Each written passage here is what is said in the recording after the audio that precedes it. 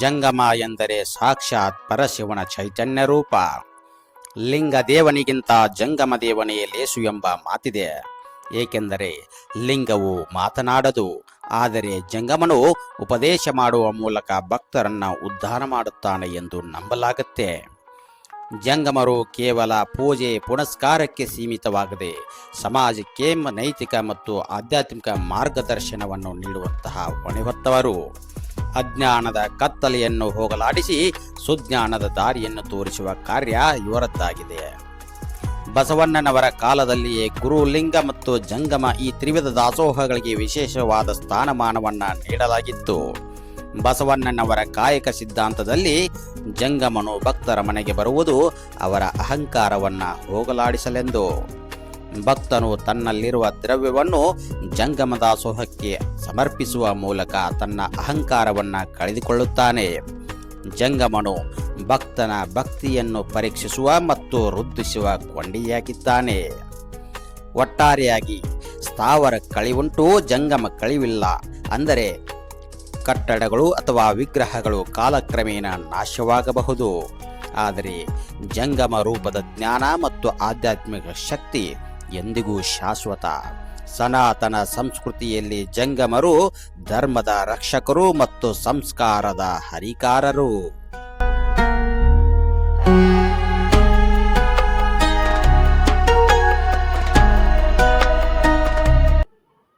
ಹೀಗೆ ಒಬ್ಬ ಜಂಗಮನು ಪರಿಪೂರ್ಣನಾಗಿ ಭಕ್ತರ ಮನೆಯನ್ನು ಪ್ರವೇಶಿಸಬೇಕಾದರೆ ಆತನಿಗೆ ಮೊದಲು ಅಯ್ಯಾಚಾರ ಮತ್ತು ಲಿಂಗ ದೀಕ್ಷೆಯಾಗಬೇಕಾಗತ್ತೆ. ಅಯ್ಯಾಚಾರ ಹೇಗೆ ನಡೆಯುತ್ತೆ ಅನ್ನೋದರ ಒಂದು ಪಕ್ಷಿ ನೋಟ ಇಲ್ಲಿದೆ, ಬನ್ನಿ. ಲೋಕಾಪುರದ ಹಿರೇಮಠದಲ್ಲಿ ಜಂಗಮ ಒಟುಗಳಿಗೆ ಅಯ್ಯಾಚಾರ ಮತ್ತು ಲಿಂಗ ದೀಕ್ಷಾ ಕಾರ್ಯಕ್ರಮ. ಹೌದು, ಇಲ್ಲಿನ ಐತಿಹಾಸಿಕ ಶ್ರೀ ಹಿರೇಮಠದ ಆವರಣದಲ್ಲಿ ಜಂಗಮ ಒಟುಗಳಿಗೆ ಅಯ್ಯಾಚಾರ ಹಾಗೂ ಲಿಂಗ ದೀಕ್ಷಾ ಕಾರ್ಯಕ್ರಮವು ಅತ್ಯಂತ ಶ್ರದ್ಧಾ ಭಕ್ತಿಯಿಂದ ನೆರವೇರಿತು. ಕಲಾದಿಯ ಹಿರೇಮಠದ ಪೂಜ್ಯ ಶ್ರೀ ಶಟಸ್ಥಲ ಬ್ರಹ್ಮ ಗಂಗಾಧರ ಶಿವಾಚಾರ್ಯ ಮಹಾಸ್ವಾಮಿಗಳ ದಿವ್ಯ ಸಾನ್ನಿಧ್ಯದಲ್ಲಿ ಈ ಮಂಗಳ ಕಾರ್ಯಕ್ರಮವು ಜರುಗಿತು. ಲೋಕಾಪುರದ ಹಿರೇಮಠದ ಶ್ರೀ ಚಂದ್ರಶೇಖರ ಪೂಜ್ಯರು ಮಾತನಾಡಿ, ಸಂಸ್ಕಾರ ಮತ್ತು ಶಿಕ್ಷಣ ಒಂದು ನಾಣ್ಯದ ಎರಡು ಮುಖಗಳಿದ್ದಂತೆ. ಮಕ್ಕಳಿಗೆ ಬಾಲ್ಯದಲ್ಲಿಯೇ ಧಾರ್ಮಿಕ ಸಂಸ್ಕಾರದ ಜೊತೆಗೆ ಉತ್ತಮ ಶಿಕ್ಷಣ ನೀಡಿದಾಗ ಮಾತ್ರ ಸದೃಢ ಸಮಾಜ ನಿರ್ಮಾಣ ಸಾಧ್ಯ ಅಂತ ತಿಳಿಸಿದ್ರು. ಬಹಳ ವಿಜೃಂಭಣೆಯಿಂದ ಹಮ್ಮಿಕೊಂಡಿದ್ದಾರೆ. ಇಲ್ಲಿ ನಾಡಿನ ಅನೇಕ ಭಾಗಗಳಿಂದ ಒಟೆಗಳು ಈ ನಮ್ಮ ಒಂದು ಲೋಕಾಪುರ ಹಿರೇಮಠಕ್ಕೆ ಆಗಮಿಸಿ ಅವರು ಲಿಂಗ ದೀಕ್ಷೆಯನ್ನು ಪಡೆದುಕೊಂಡು ಹೋಗ್ತಾ ಇದ್ದಾರೆ. ಜೊತೆಗೆ 5 ದಿವಸಗಳ ಪರ್ಯಂತರ ನಾವು ಸಂಸ್ಕೃತಿ ಸಂಸ್ಕಾರ ಶಿಬಿರವನ್ನು ನಾವು ಹಮ್ಮಿಕೊಂಡಿದ್ದೀವಿ. ಅಂದರೆ ಅವರಿಗೆ ಯಾವ ರೀತಿಯಾಗಿ ನಾವು ಇರಬೇಕು, ಯಾವ ರೀತಿಯಾಗಿ ನಾವು ಸಮಾಜದೊಳಗೆ ನಡವಳಿಕೆ ನಮ್ಗೆ ಇರಬೇಕು ಅನ್ನುವಂತಹ ಒಂದು ವಿಷಯವನ್ನಾಗಲಿ, ಜೊತೆಗೆ ಒಂದು ಜಂಗಮ ಆಗಿರ್ತಕ್ಕಂಥವನು ಜಗದೋದ್ಧಾರ ಅಂತ ಹೇಳ್ತಾರೆ. ಅಂದರೆ ಜಂಗಮೋ ಜಗದೋದ್ಧಾರ, ಜಗತ್ತಿನ ಒಂದು ಉದ್ಧಾರಕ್ಕಾಗಿ ಅವತರಿಸಿ ಬಂದಿರತಕ್ಕಂಥವ್ರು ಜಂಗಮರು.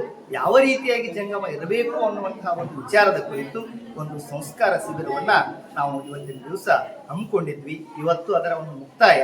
ಜೊತೆಗೆ ಅಯ್ಯಾಚಾರ ಕಾರ್ಯಕ್ರಮ ಬಹಳ ನಿರ್ವಿಘ್ನವಾಗಿ ನೆರವೇರಿತು. ನಮ್ಮ ನಿತಿನ್ ಮಠ್ ಸರ್ ಹಾಗೆ ಸಾನ್ನಿಧ್ಯವನ್ನು ವಹಿಸಿರ್ತಕ್ಕಂತಹ ಕಲಾದಿಗೆ ಅಜ್ಜವರು ಈ ಒಂದು ಕಾರ್ಯಕ್ರಮವನ್ನು ಬಹಳ ಚೆನ್ನಾಗಿ ನೆರವೇರಿಸಿಕೊಟ್ರು. ಬೆಂಗಳೂರಿಂದ ಹಾಗೆ ಬಿಜಾಪುರ ಮತ್ತು ಗುಲ್ಬರ್ಗ ನಾಡಿನ ಅನೇಕ ಭಾಗಗಳಿಂದ ಸರಿಸುಮಾರು ಒಂದು 35 ಒಟುಗಳು ಇಲ್ಲಿ ಆಗಮಿಸಿದ್ದಾರೆ. ಅವರಿಗೆ ಇವತ್ತಿನ ದಿವಸ ಸಂಸ್ಕಾರ ಹಾಗೆ ಅಯ್ಯಾಚಾರ ಇವತ್ತಿನ ದಿವಸ ಅದು ನೆರವೇರಿತು. ಜೊತೆಗೆ ಭಕ್ತಾದಿಗಳಿಗೆ ಒಂದು ಲಿಂಗ ದೀಕ್ಷೆ ಕಾರ್ಯಕ್ರಮ ಕೂಡ ನೆರವೇರಿತು. ಇದು ನಿರಂತರವಾಗಿ ಪ್ರತಿ ವರ್ಷವೂ ಕೂಡ ನಡೀತಾ ಇರುವುದರಿಂದ ತಾವು ಮೇ ತಿಂಗಳಲ್ಲಿ ಯಾರಿದ್ರೂ ಕೂಡ ಜಂಗಮ ಒಟುಗಳು ಅಯ್ಯಾಚಾರವನ್ನು ಈ ಬಂದು ಸ್ವೀಕರಿಸಬೇಕು ಅಂತ ತಿಳ್ಕೊಂಡು ಈ ಮುಖಾಂತರ ನಾನು ಕೇಳ್ಕೊಳ್ತಾ ಇದ್ದೀನಿ. ಜೊತೆಗೆ ನಮ್ಮ ಒಂದು ಡಿವೈನ್ ಮೀಡಿಯಾದವರು ಬಹಳ ಒಂದು ಸಹಕಾರ, ಅವರಿಂದ ಏನಾಗ್ತಾ ಇದೆ ಅಂತಂದರೆ ಸಾಕಷ್ಟು ಜನೋಪಕಾರಿ ಕಾರ್ಯವೂ ಕೂಡ ಆಗ್ತಾ ಇದೆ. ಅವರ ಒಂದು ಸಹಕಾರ ಮಠದೊಂದಿಗೆ ಇದೇ ರೀತಿ ಇರಲಿ ಅಂತಕ್ಕಂಥ ಮಾತನ್ನು ಹೇಳಿಕೆ ಬಯಸ್ತಾ ಇದ್ದೀನಿ.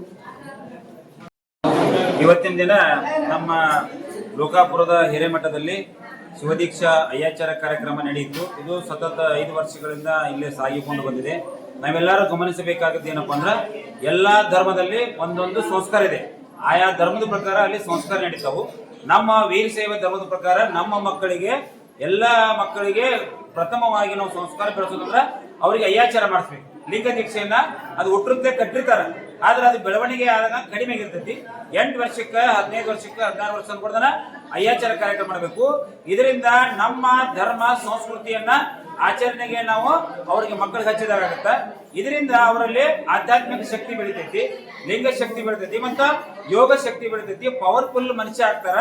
ಅವರು ಅತ್ಯಾಚಾರ, ಅನಾಚಾರ ಇತರೆ ಎಲ್ಲ ದುಷ್ಟ ಚಟಗಳಿಗೆ ಬಲಿ ಆಗುದಿಲ್ಲ. ಇದರಿಂದ ಅವರಿಗೆ ಒಂದು ಮುಗದಾನ ಆಗೋದಂತಲ್ಲ, ಹಂಗ ಮುಗದಾನ ಹಾಕಿದಂಗ ಆಗ್ತಿ. ಇಂಥ ಕಾರ್ಯಕ್ರಮ ಅಯ್ಯಾಚಾರ ಇಲ್ಲಿ ಬಹಳ ಅದ್ದೂರಿಯಾಗಿ ನಡೀತೈತಿ. ತಂದೆ ತಾಯಿಯಂದ್ರು ಮಕ್ಕಳಿಗೆ ಈ ಸಂಸ್ಕಾರ ಕೊಡಿಸಿದ್ದು ಬಹಳ ಒಳ್ಳೆ ಕೆಲಸ. ದಿನನಿತ್ಯ ಬೇಗ ಎದ್ದುಕೊಳ್ಳಿನ ಅವ್ರಿಗೆ ಫಸ್ಟ್ ಸ್ನಾನ, ಪೂಜೆ, ಜಪ ಮಾಡಿಸಿ ಪ್ರಸಾದ ತೆಗೆದುಕೊಳ್ಳುವಂತ ಸಂಸ್ಕಾರವನ್ನು ಬೆಳೆಸಬೇಕು. ತಂದೆ ತಾಯಿಗಳನ್ನು ಕೂಡ ಇದರಲ್ಲಿ ಸಮರ್ಪಕವಾಗಿ ಅವರು ಹಾಗೆ ನಡೆದುಕೊಳ್ಬೇಕು, ಮಕ್ಕಳನ್ನು ಕೂಡ ಹಾಗೆ ಬೆಳೆಸಬೇಕು. ಅಯ್ಯಾಚಾರ ಮಾಡೋದಪ್ಪ ಅಂದ್ರೆ ಒಂದು ಮೂರ್ತಿ ಮಾಡಿದಂಗೆ. ಒಂದ್ ಇಷ್ಟು ದಿವಸ ಇರ್ತಕ್ಕಂಥ ಆ ಶರೀರ ಏನಿರ್ತಲ್ಲ ಇವತ್ತು ಮಂತ್ರಪಿಂಡ ಆಗುತ್ತೆ. ಆ ಮಂತ್ರೋಪದೇಶದಿಂದ ಅವ ಜಗತ್ ವಿಖ್ಯಾತ ಆಗ್ತಾನೆ. ಅದರಿಂದ ಋಷಿಮುನಿಗಳು ಬಹಳ ಬೆಳಗ್ಯಾರ. ಆ ಮಂತ್ರೋಪದೇಶದಿಂದ ಅವ ಏನೆಲ್ಲ ಸಾಧಿಸಲಿಕ್ಕೆ ಅನುಕೂಲ ಐತಿ. ಇವತ್ತಿನ ದಿವಸ ನಮ್ಮ ಹಿರೇಮಠದೊಳಗ ಡಾಕ್ಟರ್ ಚಂದ್ರಶೇಖರ ಸ್ವಾಮಿಗಳ ನೇತೃತ್ವದಲ್ಲಿ ಕಲಾದಿಯ ಹಿರೇಮಠದ ಪಟ್ಟದೇವರ ಗಂಗಾಧರ ಶಿವಾಚಾರ್ಯ ಮಹಾಸ್ವಾಮಿಗಳ ದಿವ್ಯ ಸಾನ್ನಿಧ್ಯದಲ್ಲಿ, ಆಮೇಲೆ ಅನೇಕ ನಮ್ಮ ವೈದಿಕ ಶಿವಾಚಾರ್ಯ ಶಾಸ್ತ್ರಿಗಳು ಬಂದಿದ್ರು, ಅವರ ನೇತೃತ್ವದೊಳಗ ಎಲ್ಲ ಕಾರ್ಯಕ್ರಮ ಅದ್ದೂರಿಯಾಗಿ ನಡೀತು. ಟೋಟಲ್ ಆಗಿ ನಾ ಕೇಳಿಕೊಳ್ಳೋದೇನಂತಂದ್ರ ನಮ್ಮ ಧರ್ಮವನ್ನ ಉಳಿಸೋಣ, ಬೆಳೆಸೋಣ, ಇತರೆ ಧರ್ಮವನ್ನ ಗೌರವಿಸೋಣ.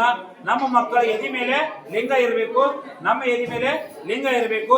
ಅಂಗದ ಮೇಲೆ ಲಿಂಗವನ್ನ ಇಟ್ಟುಕೊಂಡು ನಾವು ಸಮಾಜವನ್ನ ಉದ್ಧಾರ ಮಾಡುವಂತ ನಮ್ಮ ಕಾರ್ಯಕ್ಕೆ ನಾವು ಅಣಿಯಾಗೋಣ ಅಂತಕ್ಕಂಥ ಮಾತನ್ನು ಹೇಳಿ ಎಲ್ಲರೂ ಭಾಗಿಯಾಗೋಣ. ಈ ಕಾರ್ಯಕ್ರಮದಲ್ಲಿ ಭಾಗವಹಿಸಿದಂತ ಎಲ್ಲಾ ಮಹಿಳೆಯರಿಗೆ ಅನಂತ ಅನಂತ ಶುಭಾಶಯಗಳು.